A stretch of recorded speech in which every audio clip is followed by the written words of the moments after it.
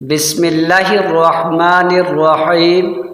زیاد بن حدیر رحمۃ اللہ تعالی علیہ بیان کرتے ہیں، حضرت عمر رضی اللہ تعالی عنہ نے مجھ سے پوچھا کہ تم جانتے ہو کون سی چیز اسلام کی عزت میں کمی کرتی ہے؟ میں نے کہا نہیں۔ انہوں نے فرمایا عالم کی لغزش، منافق کا قرآن کے ساتھ جدال کرنا اور گمراہ حکمرانوں کا فیصلے کرنا۔ حضرت عبداللہ ابن مسعود رضی اللہ تعالی عنہ نے فرمایا، لوگو، جس شخص کو کسی چیز کا علم ہو تو وہ اس کے متعلق بات کرے، اور جسے علم نہ ہو تو وہ کہے اللہ اعلم، اللہ بہتر جانتا ہے۔